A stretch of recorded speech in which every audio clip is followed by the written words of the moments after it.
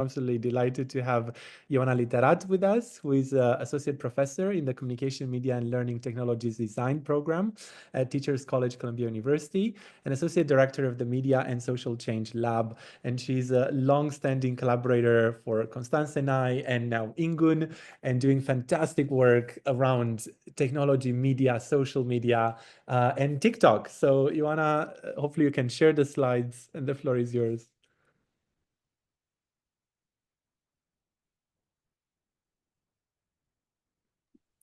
Thank you so much, Vlad. It's so great to see you and to see Constance. Sorry, yeah, I'm sorry to interrupt. We're seeing your side of the slide. We're seeing the picture view.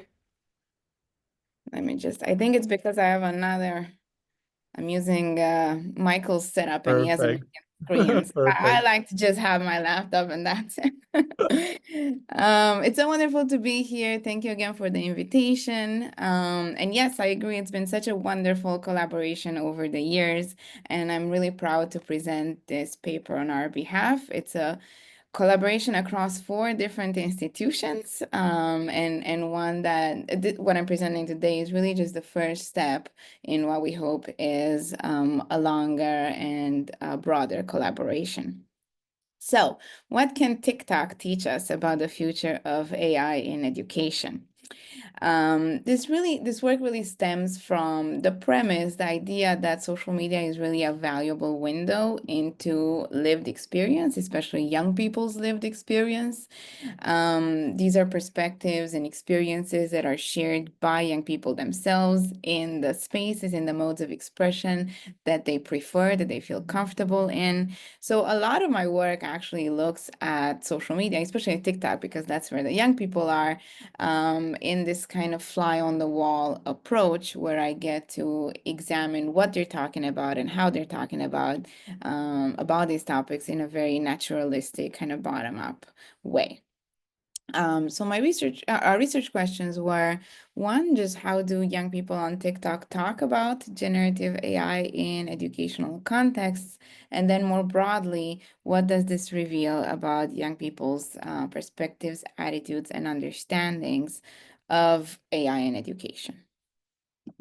I'm going to go over this really quickly. It doesn't do justice to the amazingness of the method and of Constance, because she really led our data collection, but I'm glad to talk about it more in the Q&A. One, why did we choose TikTok as a research site versus other social media platforms that might host similar discussions on AI and education? It's because that's where the young people are, like I just mentioned. It's really, really popular with young people, especially in the US, but worldwide as well. And even more than just demographics, it's really significant in youth culture. TikTok really has the power to both reflect and shape the kind of things that young people think and care about and what they believe about these issues. The data was collected in July 2024 using the TikTok API.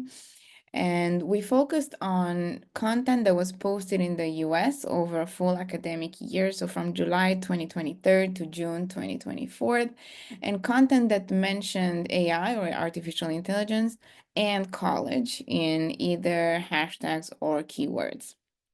Using the TikTok API and Constance's magic, we collected almost 3,400 posts, and then we sampled down to 1,000 posts for in-depth qualitative analysis. And while sampling, we accounted for popularity, so we looked at both the most popular posts each month and then the regular posts. And we also sampled across the years. So we wanted to have a pretty proportional sampling across the months. We also collected metadata, including engagement metrics, popularity, likes, shares, comments, etc., and also data about the users, how much they've been posting, how many followers they have, how popular they are on TikTok. And we looked at comments as a secondary source of data. So our focus was more on the posts themselves, most of which were video posts, but we also read comments. And sometimes, as you'll see in my next slides, some really, really interesting exchanges happened in the comments. In terms of our analytical approach, we went for thematic analysis. And again, I can talk about that a lot more in the Q&A if there is time, but for now, let me get to our findings. One of our key findings was just how commercial the corpus was and how commercialized the discussion around AI is on TikTok. Almost half of the content we analyzed was promotional. This means like ads and pitches and sponsored content, whether that was disclosed or not. And in selling AI on TikTok, three key angles were mentioned in these videos and ads. One was tools that were undetectable. There was really an emphasis on you can use this in your schoolwork and you won't be detected by Turnitin or other such platforms. And here they kept mentioning this humanized output with the idea that humanized means undetectable. Another key selling point was speed. Replace hours of reading in seconds. Down here, you can see in my second example, a very pretty typical video from a college influencer that was posting like all the things that he did with his day, all the time that he spent because he used one of these tools. So now he could play guitar, he could do some reading and self-care, he could fold laundry with all the time that he saved using this tool. And then a third one was grade improvement. And here we saw a lot of kind of before and after, like even screenshots. These were my grades before using tool X. And now these are my grades after using the same tool. A few quite challenging ethical issues here. There's a lot of undisclosed sponsored content, and that's one thing that should have been clearly labeled as sponsored content, but also more broadly, it really blurs the lines between what is genuine user experience and then what are ads. And there was a lot of reactions around this in the comments, like, hey, are you getting paid for this? Or comments kind of advising others, like, don't fall for this, they're probably getting paid to advertise this tool. Our second key finding was just conflicting views around the ethics of AI and the purpose of college itself, which to me, I'm at an education school, a teacher's college, which is Columbia's Graduate School of Education. That's a really, really interesting and impactful finding. So we saw a lot of very heated discussions around the ethics of AI in terms of academic integrity. Is this a hack that is okay because it saves you time and it makes you more efficient? Or is this something that's really problematic from an academic integrity standpoint? And many of these debates were tied to these bigger ideas around the traditional value of education, the return on investment when it comes to higher education. I included here a pretty typical exchange. People that cheat are so dumb. Why would you cheat in college? You're paying for the education. And then the response is, you're not paying for an education, you're paying for a piece of paper. Right, so how does generative AI fit into all this when we're thinking about its uses, especially in higher ed?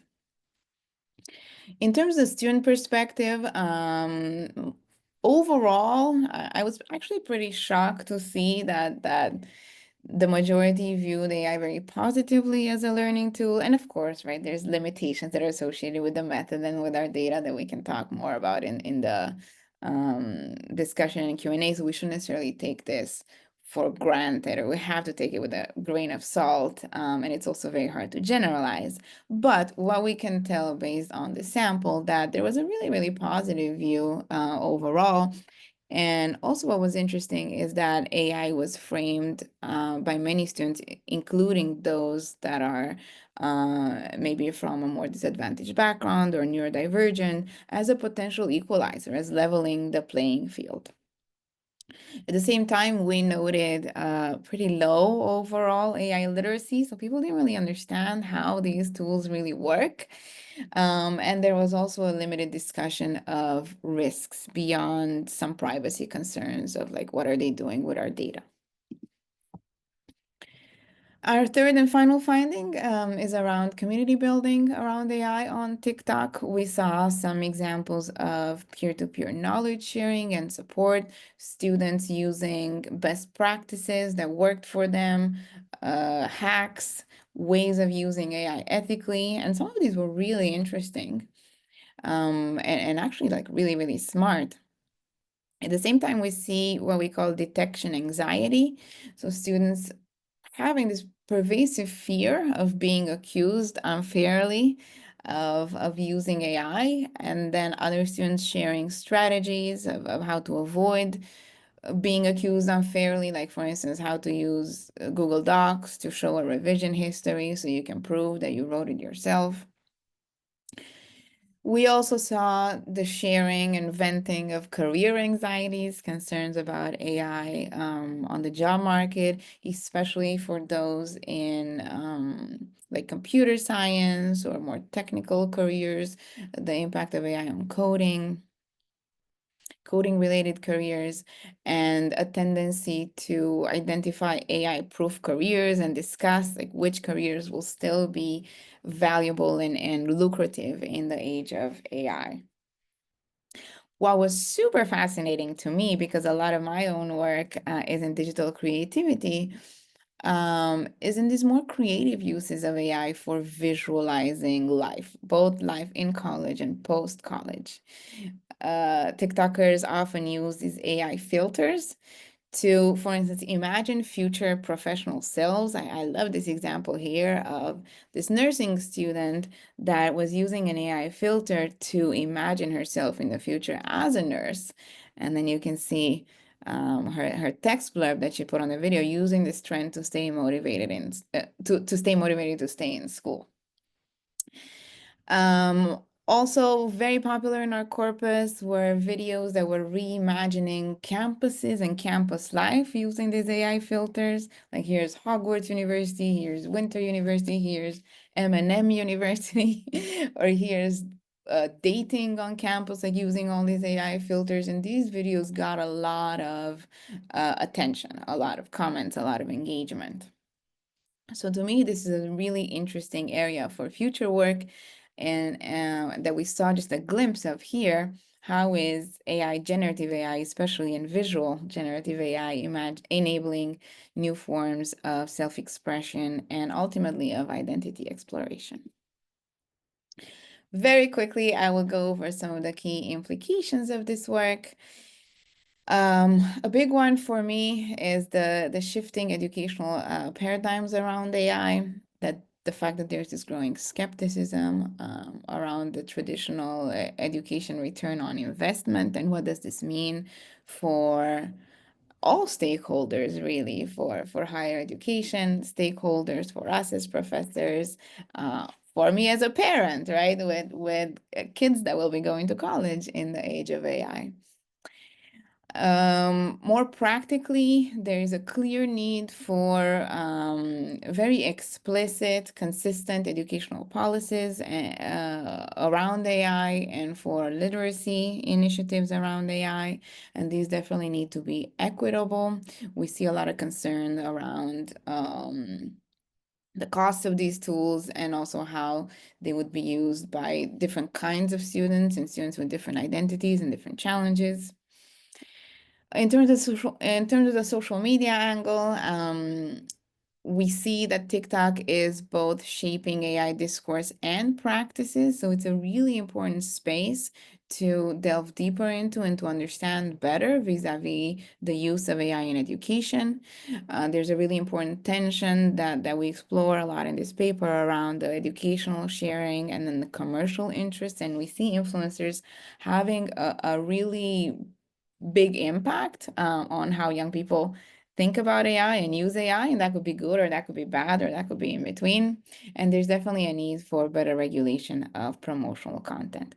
But what we can say based on this initial work is that we see the methodological value of social media for getting this kind of bottom-up, unobtrusive, naturalistic kind of insight into student experiences, and we hope to see more cross-platform work, especially beyond the United States and Western context as well. Thank you so much. Excellent. Thank you so very much, Ioana. Another round of applause. You can feel them. So let's see. Any questions? There are a few questions accumulating. One of the last ones asks, what is traditional education? I mean, it is an interesting question. Do you have a version of traditional education, or how do you think of it? Yeah, I mean, this was interesting, right? Because we focused on the US context, where traditional education is very idealized.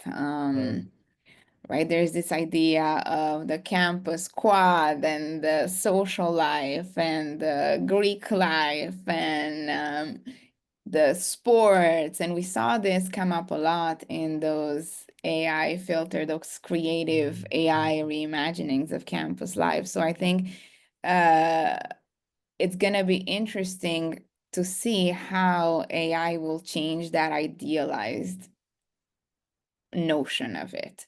Because when you look at the numbers, there are a lot more online programs, there are a lot more hybrid programs, there's a lot more like non-credit options. Like when you look at actually the actual transformation of US higher ed, it's moving away from that playing ball on the central quad, right?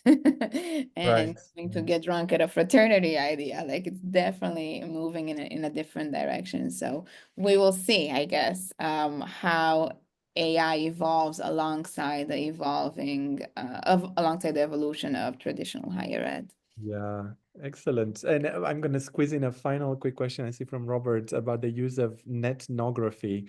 Was there any exploration of using this? So COSINETs, Yeah, so ethnography, which is basically like digital ethnography, in my view, and I know that there's different perspectives on this, but in my view, it requires a much more long-term, deeper engagement, right? And this was more a snapshot over a year that we collected at one point. So I Right. think it's a really promising future method, perhaps, but it would require, yeah, a deep and sustained engagement over time. Yeah.